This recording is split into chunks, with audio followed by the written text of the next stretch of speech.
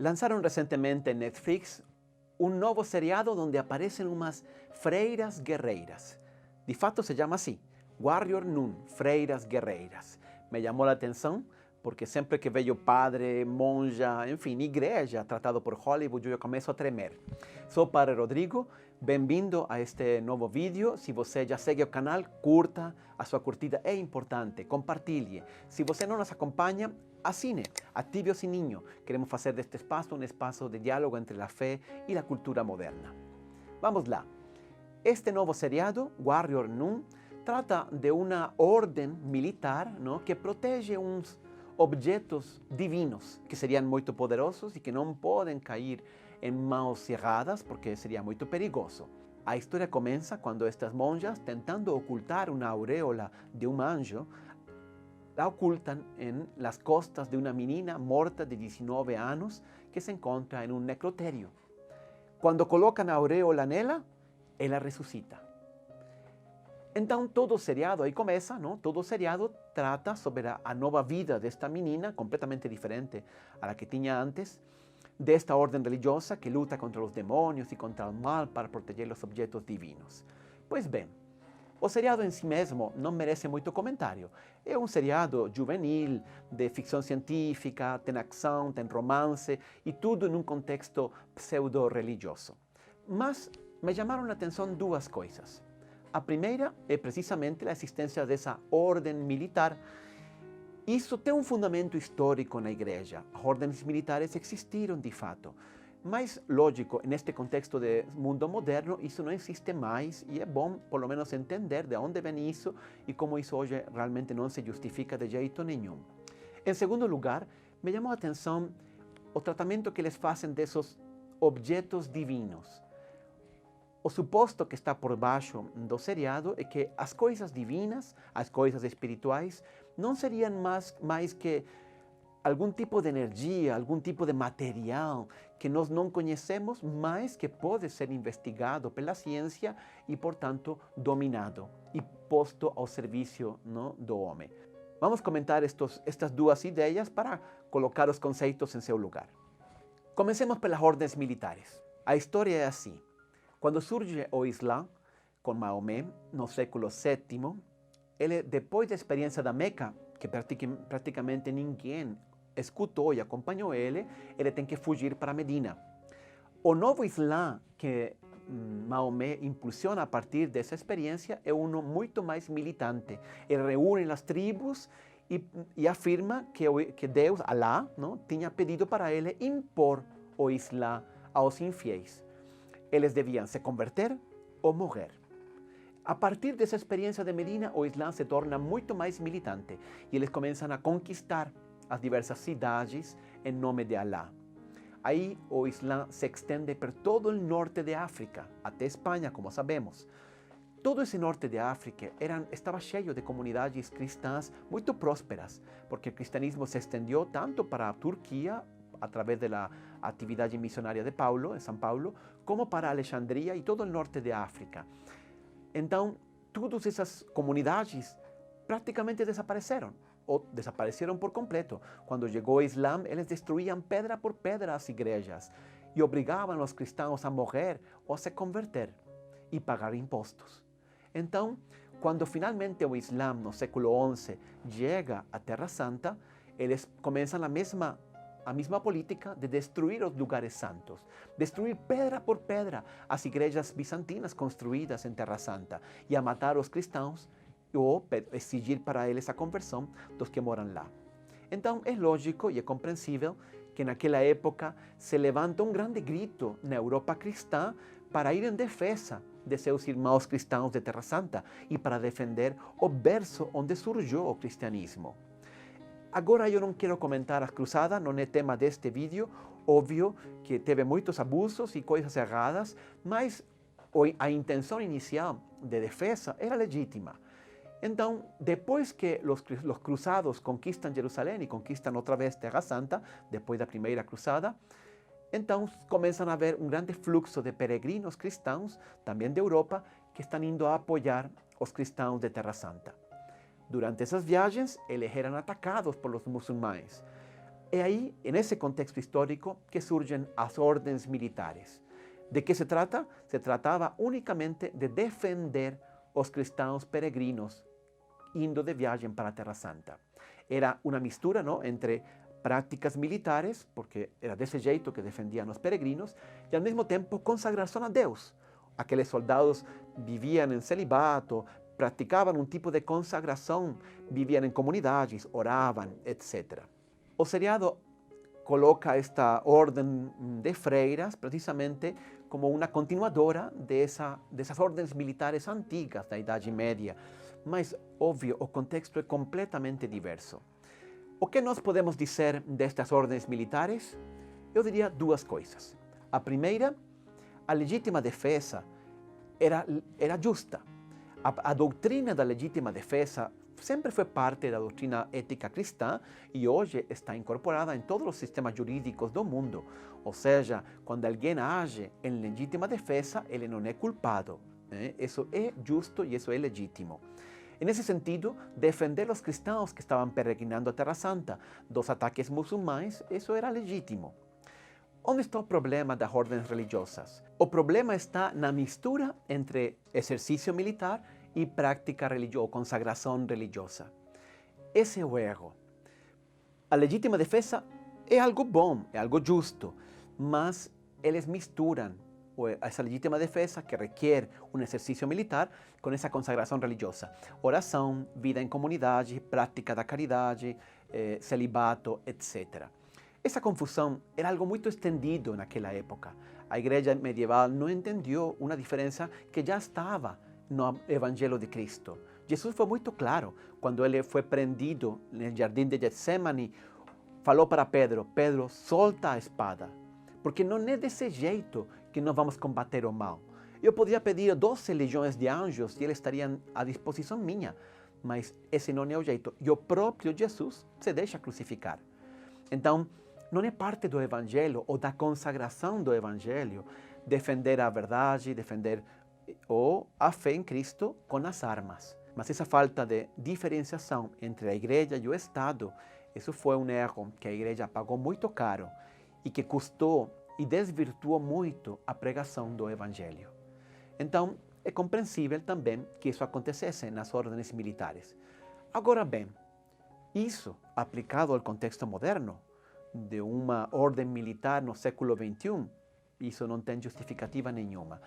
Ainda hoje existem ordens militares, são herdeiras daquelas antigas ordens militares, mas o uso que eles fazem da linguagem militar é apenas figurada, simbólica. O próprio seriado coloca cada nome de capítulo como uma referência bíblica. Por exemplo, o capítulo 1 se chama 2 Coríntios 10, 4.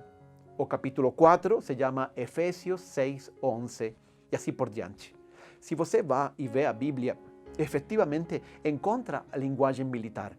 O capítulo 2 de Coríntios, o capítulo 10 de Coríntios, por exemplo, diz assim: porque as armas de nossa milícia não são carnais, mas sim poderosas em Deus para a destruição das fortalezas. E aquele capítulo 6 da carta aos Efésios diz: revestivos de toda a armadura de Deus para que possais estar firmes contra as astutas ciladas do diabo. Mas essa interpretação que o seriado faz das citações bíblicas é completamente alheia à intenção do autor, ou seja, à intenção de Paulo. O próprio Paulo, sim, fala da armadura, fala de capacete, fala de escudo, mas a armadura é a salvação, capacete é a confiança em Deus, o escudo é a fé. Ele mesmo explica que esses conceitos são figurados. Então, como digo, uma ordem militar hoje desse jeito não existe. A segunda ideia é um pouco mais interessante. A ideia de que as coisas divinas, as coisas espirituais, seriam algum tipo de energia, algum tipo de material desconhecido, sobretudo algo que a ciência pode medir, pode quantificar, pode investigar, conhecer e controlar. Pois bem, esta ideia também tem um certo fundamento histórico. Na verdade, já Jesus, os apóstolos e muitos santos durante a igreja, pelo poder da fé, fizeram coisas incríveis, fizeram verdadeiros milagres que a ciência, inclusive, investiga, mas não consegue explicar. Cada vez que nós canonizamos ou beatificamos uma pessoa, Tem muita investigação, inclusive científica, detrás de fatos milagrosos completamente inexplicáveis. São Paulo diz na carta aos Filipenses que ele daria tudo com tal de conhecer a Cristo e possuir o poder de sua ressurreição. O que é isto do poder de Cristo na ressurreição? Lá em Turim, no norte de Itália, a igreja conserva uma antiga relíquia que se conhece como Santo Sudário. O sudário é um lençol muito grande que envolveu o corpo de Cristo quando ele foi depositado no sepulcro depois da crucificação. Esse lençol foi encontrado depois da ressurreição e conservado pelas comunidades cristãs até o dia de hoje. Em nenhum outro lençol como nesse se tem feito um monte de investigações. O mais impressionante de tudo é que a imagem de Cristo está impressa nele. O corpo de Jesus, quando ressuscitou, teria emanado uma energia muito poderosa que terminou imprimindo a imagem de Jesus naquele lençol. E quando os investigadores tentam determinar de que jeito essa imagem está impressa, eles se dão conta de que está queimada, ou seja, foi uma energia calórica que imprimiu a imagem no lençol. Então, a interpretação do poder da ressurreição de Cristo como de uma energia medível, quantificável, então não é correta.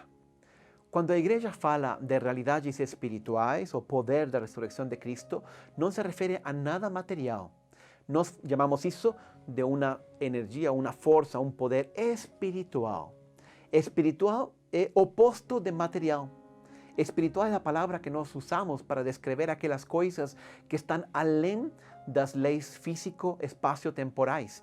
Eu não consigo medir, eu não consigo quantificar. A alma, por exemplo, é uma realidade espiritual. Ela existe, mas ela não é deste mundo material do que nós conhecemos. Porém, nós percebemos a ação da alma. Percebemos na consciência humana, por exemplo. Mas ela não é medível.